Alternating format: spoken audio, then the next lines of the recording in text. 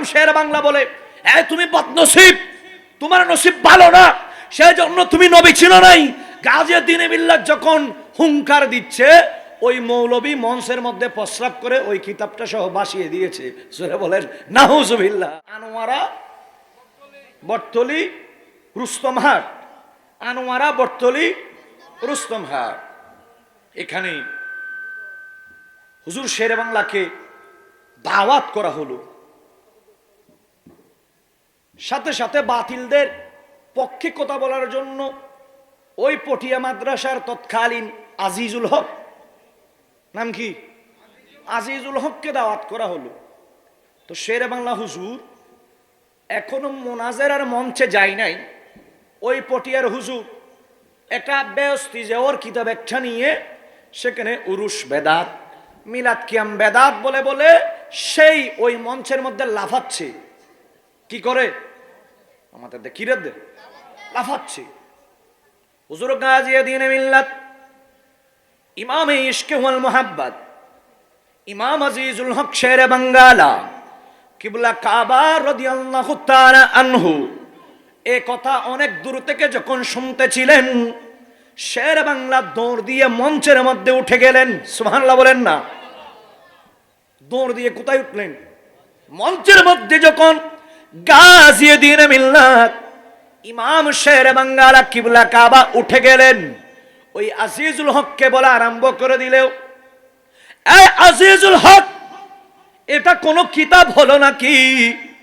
এটা তো মেয়েদের কিতাব। কাদের কিতাব? এটা তো মেয়েদের কিতাব।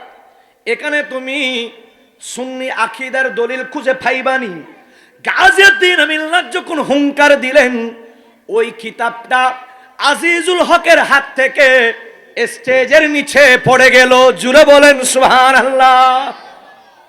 কিতাবটা কোথায় পড়ে গেল? স্টেজের নিচে পড়ে গেল। গাজীউদ্দিন মিল্লাত ইমাম শের বাংলা বলে, তুমি বদনসিব, তোমার নসিব ভালো না, সেই জন্য তুমি নবী ছিল নাই। গাজীউদ্দিন মিল্লাত যখন হুঙ্কার দিচ্ছে, ওই মৌলবী মঞ্চের মধ্যে প্রস্রাব করে ওই কিতাবটা সহ বাসিয়ে দিয়েছে। সূরা বলেন নাউজুবিল্লাহ। গাজীউদ্দিন মিল্লাত ওই আনোয়ারের জমিনে সবাইকে নিয়ে আমার নবীকে সালাম দিয়ে সেদিনও সুন্নিয়তের বিজয়ের পতাকা উড্ডীয়ন করেছিল। কথা কোন ঠিক কিনা? সেজন্য তো শায়েরা কত সুন্দর করে বলেছেন, শেরে বাংলা, শেরে বাংলা, সুন্নিয়তের জান আমার শেরে বাংলা। সারাটা জীবন, সারা জীবন নবীর প্রেম কুরবান আমার শেরে বাংলা। বলো শেরে বাংলা, শেরে বাংলা, সুন্নিয়তের জান আমার শেরে বাংলা। সালাত দুনিয়া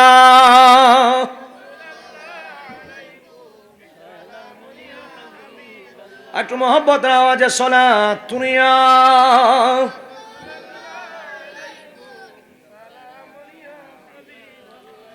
আমার বাবারা, গাজীউদ্দিন মিল্লাত ইমামে ইশকে ওয়াল মুহাব্বতের জীবনী যদি আপনি উল্টান, আপনি দেখবেন শেষ সময়ে বাঁশখালীর বড় একজন জমিদার ছিল, যার নাম ছিল খান বাহাদুর বদি আহমদ। খান বাহাদুর বাড়ি হলে, বাড়ি হলে বাঁশখালী বাড়ি। উনি জমিদার ছিলেন। তিনি একটা প্ল্যান করলেন, বললেন আমি সুন্নিদের পক্ষ থেকে ইমাম শের বাংলাকে দাওয়াত করব। সুন্নিদের পক্ষ থেকে ইমাম শের বাংলাকে কি করব? দাওয়াত করব। আর ওই বাতিলদের পক্ষে আমি ওই আজিজুল হককে দাওয়াত করব। বলে আমি জানাবো না কাউকে, আমি এটা খুলে বলবো না, আজিজুল হককে বলবো না যে শের বাংলা আসতেছে, শের বাংলাকে বলবো না যে আজিজুল হক আসবে। বলে আমি গোপনে দুইজনকে এক মঞ্চে উঠিয়ে সম্মুখ মুনাজেরা আমি মানুষকে দেখাবো। একটু জোরে বলেন সুবহানাল্লাহ। দাওয়াত দিয়ে দিলেন, দুজন দাওয়াত কবুল করলেন। এক মঞ্চের মধ্যে চলে আসলেন। তো শেরে বাংলা, আচ্ছা তিনি কি ভয় পায়? বলেন না, তিনি কি ভয় পায়? ভয় পায় না তো।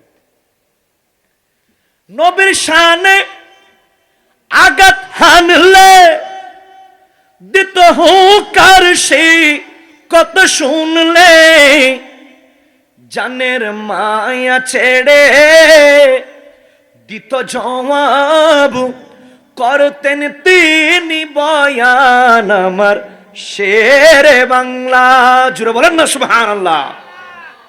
শেরে বাংলা উঠে বসে আছে, ওইদিকে এই উঠে না, আরেকজন যে আসে উঠে না, তাকে সিবি ধরে স্টেজে নিয়ে আসলেন। এখন হুজুর শেরে বাংলা বসে আছে, তাকাইও না এদিকে। এখন ওই খান বাহাদুর তিনি বলতেছে, আপনি শেরে বাংলাকে প্রশ্ন করেন 10টা, আমাদের প্রশ্ন 10টা প্রশ্ন করেন। এখন এদিক থেকে আজিজুল হক প্রশ্ন করে, শেরে বাংলা হুজুর উত্তর দেয়।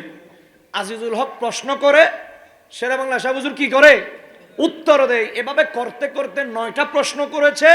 তার সামনে হুজুর শেরে বাংলা কোনো কিতাব ছাড়া জবান দিয়ে রেফারেন্সের মাধ্যমে 9টা প্রশ্নের উত্তর দিয়ে দিয়েছে। জোরে বলেন সুবহানাল্লাহ। বাকি আছে কয়টা? একটা।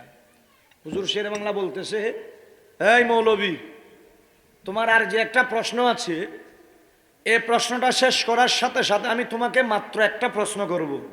কয়টা প্রশ্ন? এটার উত্তর তোমাকে এই মঞ্চে দিয়ে যেতে হবে।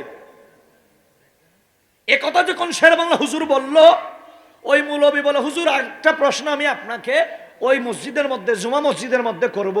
আমার এখন খারাপ লাগতেছে, ফাতলা ভাই কেন হবে, আমি একটু চলে যাই। জোরে বলেন নাউজুবিল্লাহ। কারণ সে জানে গাজী দ্বীন-ই মিল্লাত ইমাম শেরে বাংলা যদি তার সামনে দাঁড়িয়ে যায়, তার কোনো ক্ষমতা নাই শেরে বাংলার কথাকে রদ করার। কথা বলেন ঠিক কিনা? সেই পেছন দিয়ে পালিয়ে গিয়েছিল ইমাম শেরে বাঙ্গালা। ওই খান বাহাদুর সাহেবের সে মুনাজেরার মাহফিলে হাজার হাজার লক্ষ লক্ষ মানুষদেরকে আবার আকীদার উপর বয়ান করে নবীকে সালাতু সালামের নজরানা পেশ করেছিলেন। একটু জোরে বলেন সুবহানাল্লাহ।